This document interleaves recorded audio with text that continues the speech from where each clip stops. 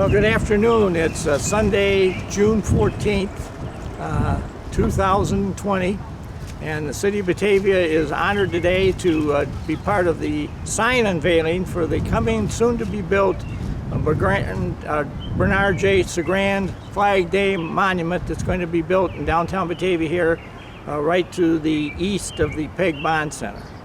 And we're very honored. We've got a tremendous amount of community support and cooperation, a lot of donated time and money. We're raising lots of money to help do this. We could always use some more if anybody would like to make a donation. But this will be explained here in the tape as to what the monument's going to be and how it's going to work and what it's going to look like. We're going to unveil a sign that will show what it is. We are honored today to have just a couple people who are involved here with it, and I'll introduce them in a moment. But one of the things I just wanted to share was just a very brief history of Dr. Bernard Sagrand and his role in Flag Day being decided to become June 14th. June 14th, 1777 was the day the Continental Congress officially approved the design of what was to become the American flag. And so Dr. Sagrand, who had been a school teacher up in Waubeka, Wisconsin in his early days before he left education and went to dental school, had been a big advocate that the United States of America should do something to promote the development of the American flag and the creation of it. And so he started a campaign. He wrote hundreds of articles. He published a lot of different stuff throughout the last years of his life and before.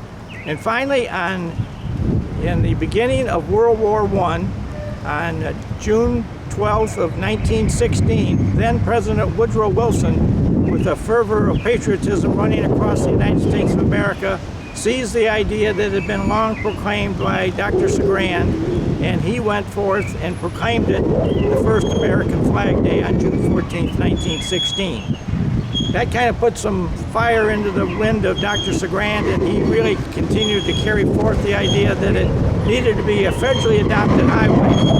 And Dr. Sagrand died in 1932, and it wasn't until 1949 that finally under President Harry Truman, right after World War II ended and Korea War was about to start, did we find the opportunity to have the U.S. Congress officially adopt June 14th as American Flag Day. Now, Dr. Sagrand, as I say, lived till 1932. He passed away, and the formal congressional approval had not been done yet. So his mission was picked up by some other folks, specifically a woman in Buffalo, New York, and they carried it forth. And so there's probably some argument that can be made that there was more than one founder to American Flag Day, because this took almost a 60-year run before it was finally approved, and people lived and died and went forth. So anyway, Dr. Sagrand lived at 1184 South Batavia Avenue in Batavia, and while he was here, he was very active in a lot of different stuff.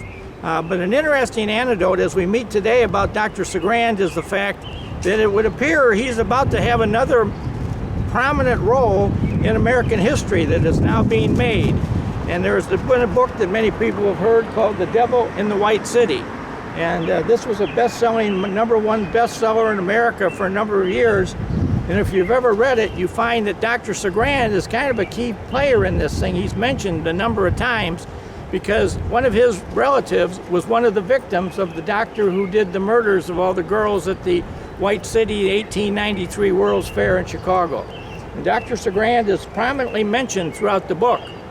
Now, recently, within the last couple of years, as the mayor one day, I received a call from a Hollywood scriptwriter, and they were working on some comment about or some part of the story about Dr. Sagrand. They wanted to know a little bit more information. So now I am told that this thing has evolved, and it was first going to be a movie. Now it may be an ongoing TV series. It's being made right now. We don't know when it's coming out, but I'm sure it'll be called The Devil in the White City. But look, if you're going to watch it, you very well could see Dr. Bernard Sagrand from Batavia, Illinois, a prominent figure in this movie or TV series. So just another anecdote about Dr. Sagrand. It's like his life just keeps coming up and it never goes away as far as being forgotten. There's always a new twist or turn. So he was a remarkable individual who did a number of positive, wondrous things during his lifetime. So I'm now going to turn the program over to Austin Dempsey, who is kind of led the movement to get the funding and the design of this created. So Austin?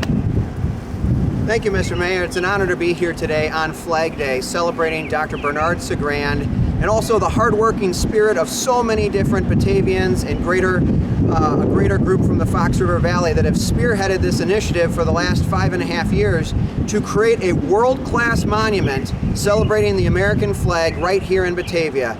Not just celebrating the flag's history, but also our local history and our regional history and what it is to have the flag as the national emblem of our great nation and our great country. So we're standing here on the site, which we hope in the next year or two we will be doing a groundbreaking and we will be doing a monument dedication. And our plan is to build a world-class monument right here in downtown Batavia. So where are we at today? We are at a place where we are doing fundraising, we are spearheading initiatives.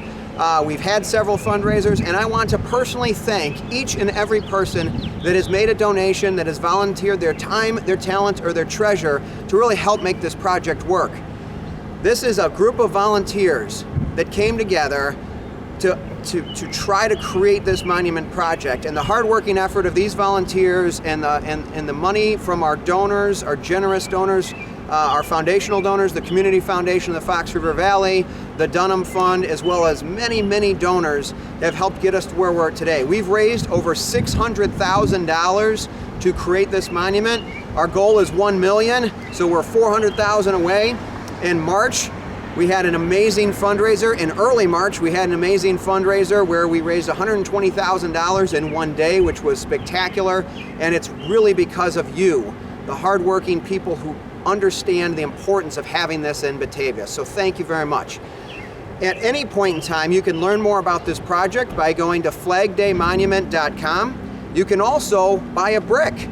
Surrounding our monument, we're going to have individual bricks where you can engrave them with your name, your family's name, loved one's name, anybody's name who you want to have on there, which is great, and we're going to have an opportunity to surround our monument with those bricks. So we're really excited. But let me tell you a little bit about the history and how did this start, because that's the question that most people ask. And I'll tell you, it started with the 4th of July fireworks. Batavia celebrates America's birthday in true spectacular format, and I'm just so infinitely proud to be a Batavian and to be part of that. And there's a group of volunteers that for the last 70 years have volunteered their time, their efforts, and we've gone out and gotten community donations and fundraising in order to put on this beautiful sky concert celebrating America's birthday. And from that group, we talked with the mayor and his wife, Linda Schelke, and had an opportunity to learn a lot more about Dr. Bernard Sagrand and his contribution. And from that, a group got together and said, well, let's do something to celebrate that. And so we did. And what you're going to see here unveiled shortly is a little bit of the concept of the design, but you can find a lot more about the design and the project at flagdaymonument.com. But we have a true privilege to have today with us Steve Vasilian, the project architect who is the mastermind behind the concept. And I'd like to turn it over to Steve Vasilian from Vasilian Architects to tell a little bit more about the design. Steve? Thank you, Mayor Schelke and Austin Dempsey. It's a privilege to be a part of this project.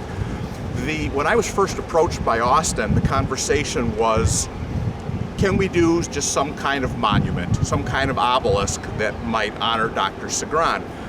And as I started working on the design, very quickly became aware that this could be much more than just an obelisk like you'd see at a cemetery or a war memorial or something, that we could actually find a way to tell a story of the history of the flag and its prominence at key points in our nation's history and development. So what the design became was an obelisk, was a circular shape that's a 40-foot diameter that rises from a very low height, which is symbolic of the population of our country in 1776 of around 27 or 30 million. And as you swing around the obelisk, it rises at a steady rate up until a height that represents our current 300 plus million citizens. The monument is made of concrete, so it's enduring. It's going to be around for a long time. There are also recessed bands around it that have tiles inlaid in them, red tiles and blue tiles that represent key moments in our nation's history, the duration of when each flag flew over our country, because by law, every time you have a new state, a star gets added to the flag, which requires a new design. So I think our design has 27 different flags that are represented. Each one will have a plaque and an opportunity for a donor naming.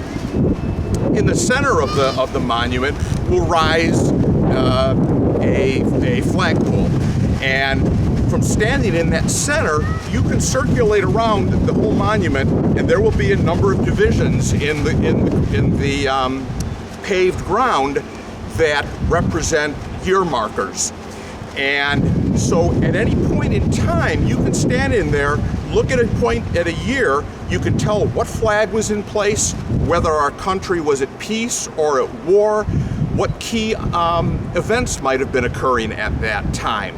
Then lastly, because there's a lot of details to talk about, but I'll keep it brief, because you can go to flagdaymonument.com and find out a lot more about this.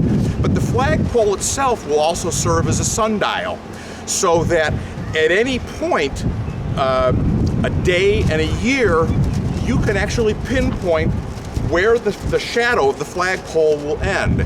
And we're going to use that as opportunities to have plaques in the ground that memorialize certain events, or the passing of a service member, or things like that. There'll be a number of opportunities that are still being developed. So with that, let's go ahead and unveil it.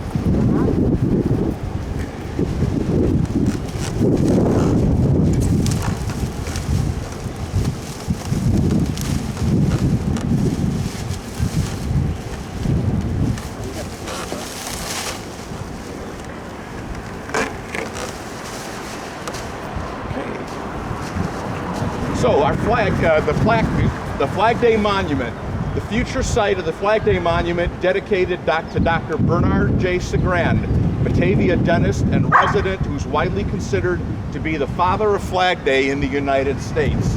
And again, please visit the website, flagdaymonument.com, if you want to make a donation. Any donation, large or small, will be appreciated. Or to buy a brick, because around the perimeter of the monument, here's the obelisk that we talked about with the flag in the center. Around the perimeter will be locations, will be where the pavers are. So whether it's a family member, a loved one, a friend, someone who was in the service, you have a chance to memorialize them and their contribution to our country. That's it for me.